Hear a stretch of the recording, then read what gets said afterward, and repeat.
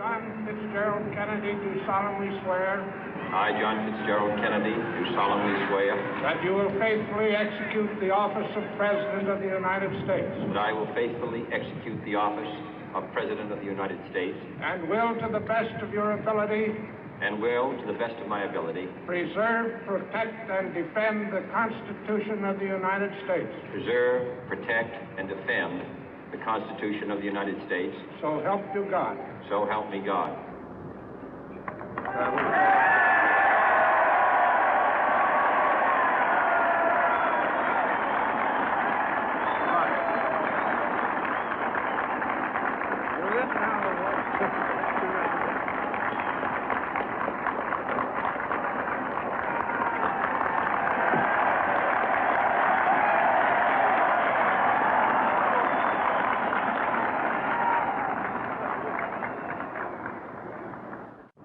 Vice President Johnson, Mr. Speaker, Mr. Chief Justice, President Eisenhower, Vice President Nixon, President Truman, Reverend clergy, fellow citizens. We observe today not a victory of party, but a celebration of freedom, symbolizing an end as well as a beginning, signifying renewal as well as change. For I have sworn before you and Almighty God the same solemn oath our forebears prescribed nearly a century and 3/4 ago.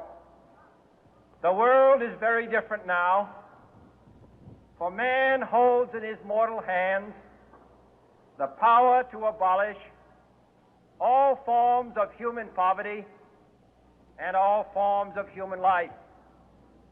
And yet the same revolutionary beliefs for which our forebears fought are still at issue around the globe.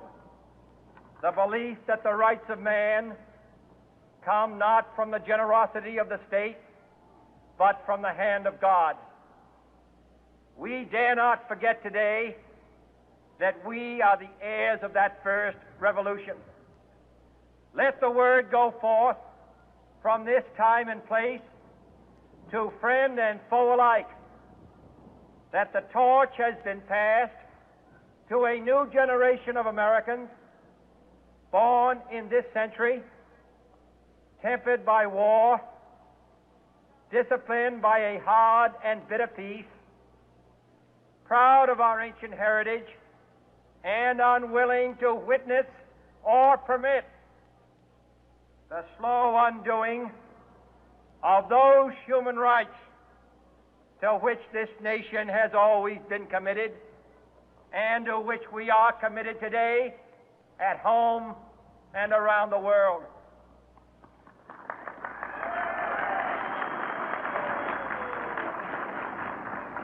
Let every nation know, whether it wishes us well or ill, that we shall pay any price, bear any burden, meet any hardship, support any friend, oppose any foe to assure the survival and the success of liberty.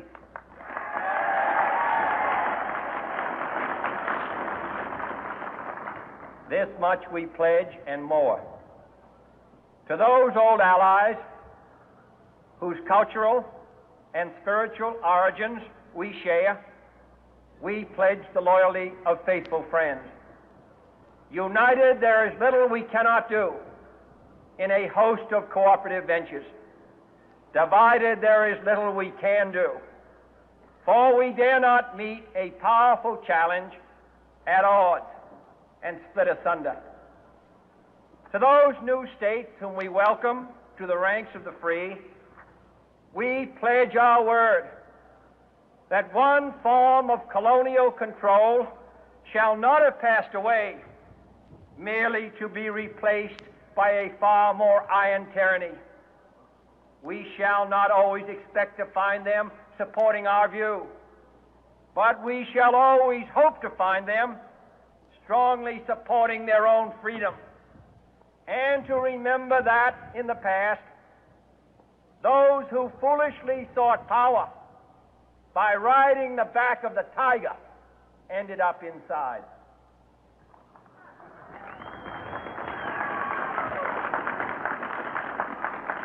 To those people in the huts and villages of half the globe struggling to break the bonds of mass misery, we pledge our best efforts to help them help themselves for whatever period is required, not because the communists may be doing it, not because we seek their votes, but because it is right.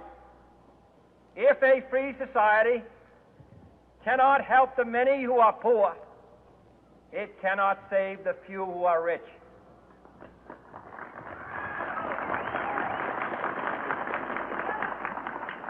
To our sister republics south of our border, we offer a special pledge to convert our good words into good deeds in a new alliance for progress, to assist free men and free governments in casting off the chains of poverty.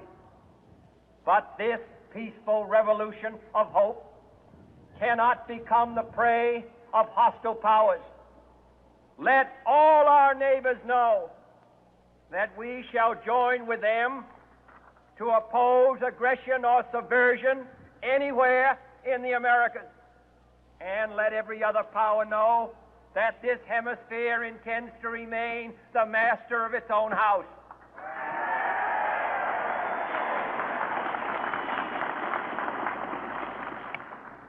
To that World Assembly of Sovereign States, the United Nations, our last best hope, in an age where the instruments of war have far outpaced the instruments of peace, we renew our pledge of support to prevent it from becoming merely a forum for invective, to strengthen its shield of the new and the weak, and to enlarge the area in which its writ may run. Finally, to those nations who would make themselves our adversary, we offer not a pledge, but a request that both sides begin anew the quest for peace. Before the dark powers of destruction, unleashed by science, engulf all humanity in planned or accidental self-destruction, we dare not tempt them with weakness, for only when our arms are sufficient beyond doubt can we be certain beyond doubt that they will never be employed. But neither can two great and powerful groups of nations take comfort from our present course, both sides overburdened by the cost of modern weapons, both rightly alarmed by the steady spread of the deadly atom, yet both racing to alter that uncertain balance of terror that stays the hand of mankind's final war. So let us begin anew, remembering on both sides that civility is not a sign of weakness, and sincerity is always subject to proof. Let us never negotiate out of fear, but let us never fear to negotiate.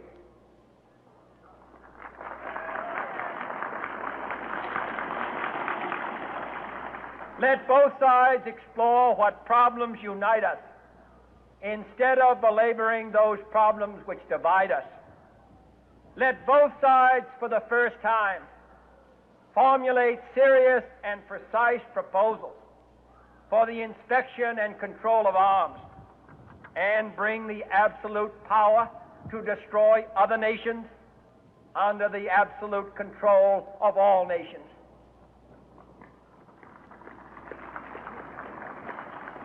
Let both sides seek to invoke the wonders of science instead of its terrors.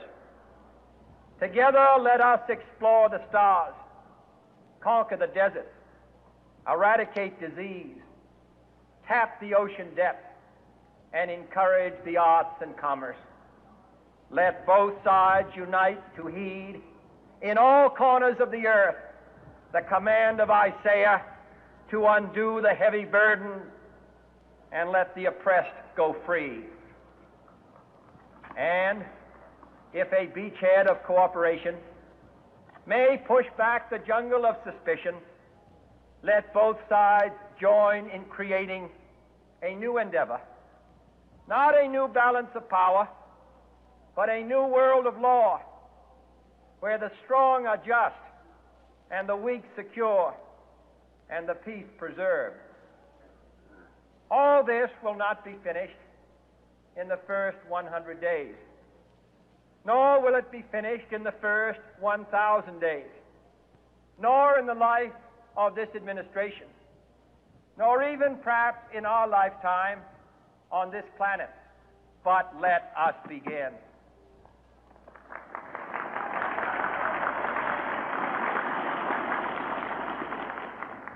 In your hands, my fellow citizens, more than mine, will rest the final success or failure of our course. Since this country was founded, each generation of Americans has been summoned to give testimony to its national loyalty. The graves of young Americans who answered the call to service surround the globe. Now the trumpet summons us again, not as a call to bear arms, though arms we need, not as a call to battle, though in battle we are, but a call to bear the burden of a long twilight struggle, year in and year out, rejoicing in hope, patient in tribulation, a struggle against the common enemies of man, tyranny, poverty, disease, and war itself. Can we forge against these enemies a grand and global alliance,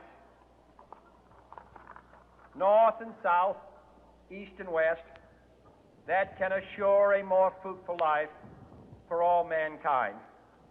Will you join in that historic effort?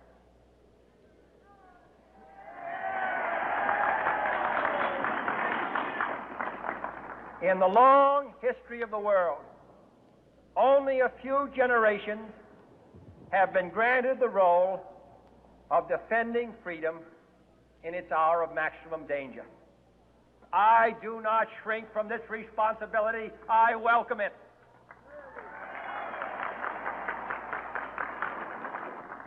I do not believe that any of us would exchange places with any other people or any other generation. The energy, the faith, the devotion which we bring to this endeavor will light our country and all who serve it. And the glow from that fire can truly light the world.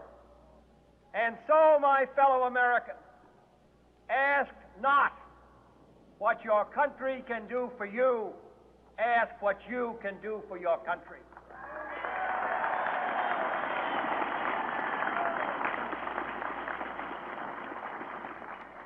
My fellow citizens of the world, ask not what America will do for you, but what together we can do for the freedom of man.